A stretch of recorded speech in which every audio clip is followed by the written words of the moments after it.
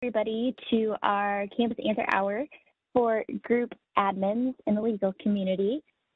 So I'm going to handle this exactly like I've handled these in the past. We will go ahead and we'll record this just in case anybody needs to watch it later. Make sure that it gets posted to the website. I did go ahead and I muted all of you ahead of time. So I just ask that you all stay muted unless you need to ask a question. The preference for the questions is going to be the chat, just so I can keep a record of them. So that is definitely the best place to go if you have a question regarding group management. I'm going to go ahead and just hop right into the slides. So I apologize. I think I forgot to introduce myself, but I think all of you have interacted with me at this point. My name is Angie Adrees, and I'm the business analyst here at DLI working on the work comp modernization program. As I mentioned, the agenda is going to be pretty similar to our previous group admin answer hours for the legal community. So I'm going to run through some of the frequently asked questions that we see, either that I see directly or other colleagues see directly or we're seeing in the help desk. I'll open it up for Q&A and demos, but don't feel the need to wait until we get to that point to put your questions in the chat. And then we'll talk a little bit about the upcoming answer hour sessions and just gauge the need for us to continue this answer hour for this particular group or possibly roll it into our larger legal group answer hour. So with that, I'm just going to get right into the frequently asked questions. So I kind of want to run through this list quickly, and I will demo these as necessary or as possible. So the first one is just I have a user who is showing as pending. So in this instance, if the user is showing as pending, that likely means that they have not yet registered for campus. What I would recommend in that instance is just to double check the email address that's in the invite, make sure that it matches whatever their correct email address is. If they say they've already registered, just make sure that you're verifying with them what email address they used to register in campus. If it's a situation where the email address needs to be updated, that is a very simple thing that can be done within campus and not even necessary to have a group admin do it.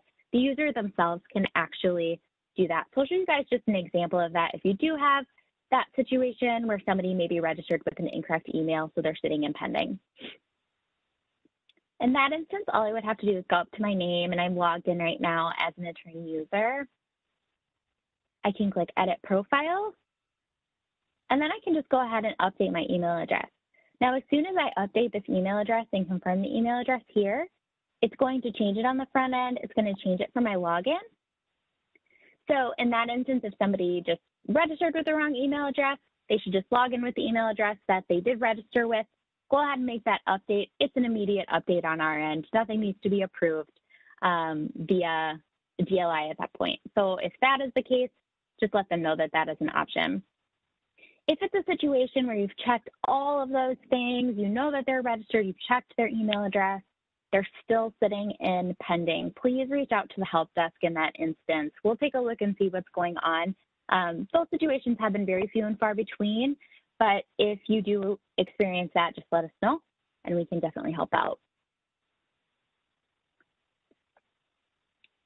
Next question. So I'm actually going to go ahead and hit all these questions, these next 5, or let me see, 1, 2, 3, 4, all at once.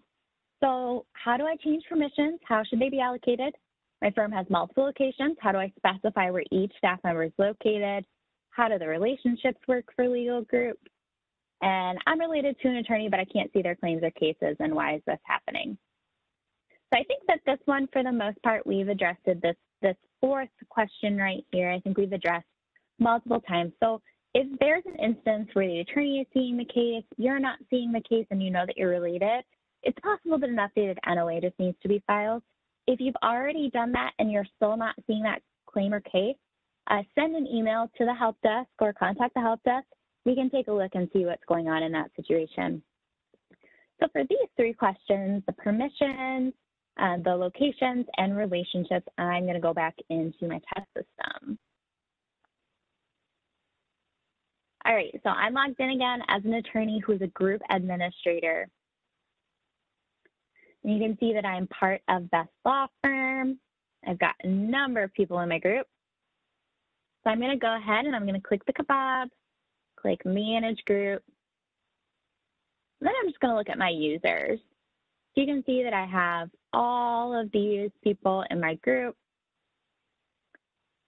And I can update either my permissions or any of theirs since I'm a group administrator. So it's very simple to do this, and you can do this when you're inviting somebody to your group too. So if you have a new staff member who's coming in, this can be updated for them as well. As you can see here, I have all the permissions. If my permissions needed to be updated, I could remove them, I could add them back.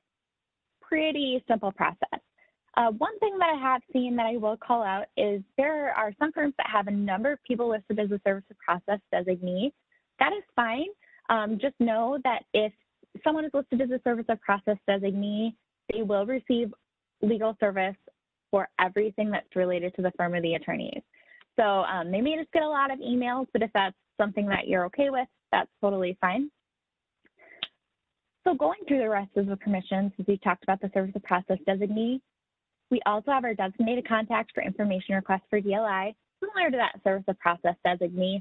It's just that that's going to be a little bit more of an informal request where we don't necessarily serve it. Most firms will treat that the same way that they treat the service of process designee, where they have one person or one specific group mailbox that is assigned. Claim access administrator, this isn't going to be as applicable for your firm unless your firm itself is listed as a party to a claim or case. And the majority of the time, it's going to be the attorney themselves and then their related support professionals that are going to be listed on that file as representing a party on the case. So some instances, very limited instances, you may use that claim access administrator permission. Group administrator, I think you guys are all familiar with this drill by now. You all are kind of the gatekeeper. You can add and remove people. You can adjust their permissions, invite new members to the group. If you're a group admin, you get to do all of those things. You can have one or more of those for your firm. And then finally, your profile management designee. And this person is just, or person or people is just going to be able to submit changes on behalf of the law firm. I'm just going to go ahead and demo that a little bit right now so that you guys can see exactly how that would work. I'm going to go back to my groups. And I'm actually going to click into Best Law Firm. And you can see here that since I'm the profile management designee, I have a couple options that I wouldn't normally have. I can edit my firm's name, and then I can also add addresses. So in this instance, if you change your firm's name or you add an address, what happens is it actually creates a request for us to review on the DLI side. So if you are still waiting on a request that you maybe made a while ago, I know that those are still being kind of caught up, there is no need to resubmit that request. As long as you've done it once, that means that it's going to be reviewed by someone. If you have any questions about those requests or you just want to check and see if you have an outstanding request, you can definitely send an email to the help desk. They can route it to the correct people who can take a look and make sure that your request is in the queue. Going back into my group management side, I think the next thing we were going to talk through is locations. So this is a really great question that I actually got from a rehab provider, but I think it's pertinent to you all as well. So obviously, some of these larger firms, you may have more than one location, and you may want the information that populates on forms to reflect that specific firm address for a user.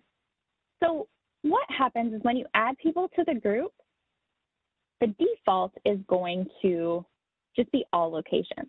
However, you can always choose an address for each user. So in this instance, I just press the Edit Location button.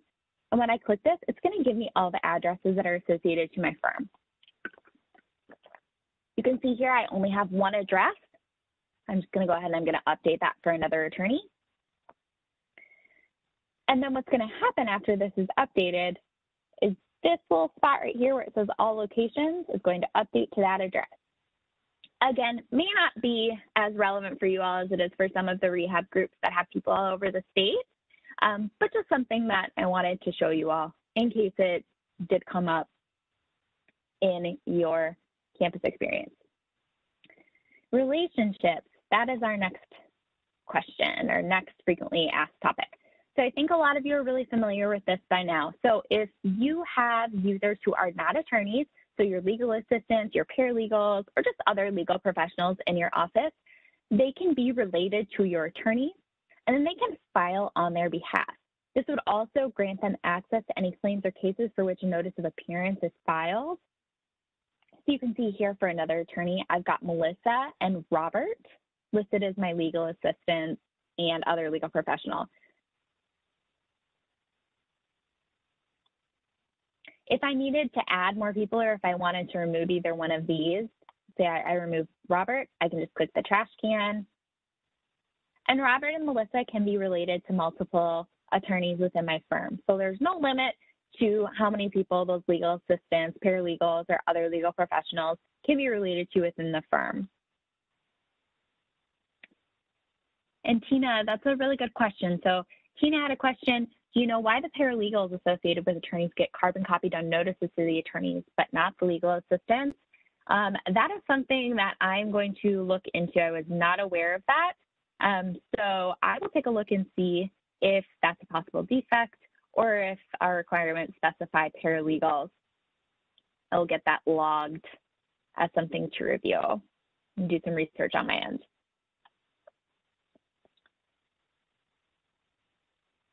All right. And then going back to these last few questions, I'm trying to invite someone to the group, but it says they cannot be added. In that instance, typically why that is, where we're going to experience this, is if you have a user that does not register as either an attorney, a paralegal, a legal assistant, or an other legal professional. So in that instance, if somebody just registers as a general user, you can always contact us. We can try and change their user type for them on our end. But they do have to be one of those user types in order to be part of a law firm. Additionally, you might see this if you have somebody who is leaving one firm and coming to work for your firm. If they don't re-register, if they just change their email address in campus, it's possible that they weren't removed from the previous group, so the previous firm's group. In that instance, I'll show you all exactly how they could get out of that group if for some reason their previous employer did not remove them. So I'm going to get back into my group and go into Best Law Firm. Now, all that they have to do in this instance, you're not going to be able to see this if you're not the group administrator or not part of the group that they're trying to leave. So let's say that I was leaving Best Law Firm to go work for Better Law Firm. All I would have to do is go to the My Groups, and you would have the user do this, and just click Leave Group. It's going to ask for a confirmation, and they can either click Yes, Leave, or Cancel. Again, this should be an edge case. It shouldn't be something that you're seeing frequently, as the group admins should be removing access for those attorneys and removing them from their groups if they do change their employment for some reason. But it's just a way to do it if for some reason that didn't occur. And Tina, I see your comment, so I will take a look at that and make sure that that is noted as I'm researching it. And then finally, I just wanted to bring up one question that's been coming up a lot, or that I've been seeing emails. So I have had a few instances where a service of process designee wasn't notified of a served document in campus. If you all are seeing that, please send an example of the email that they did not receive. So if the attorney receives it and you know that your service of process designee didn't see it, because that's how you're going to know in most instances, is that the attorney would receive it. If you get an email like that, please send that to the help desk, forward the email or attach it as an item in Outlook, and then we can open a ticket. We can investigate that. I do have an outstanding item. I know there was a few, I think there were a few people from one firm where this was occurring. So I do have an outstanding defect open that is kind of going through the process and being researched for that. But if you have an example of that, or if you think that that might be an issue with your firm, please just send us an example of that email. Let us know who the service of process designee should be. We can take a look at that document itself and see if the service of process designee was included on the affidavit of service, or kind of figure out why they weren't pulled in that instance. Hey, Angie, this is Richard. I just want to.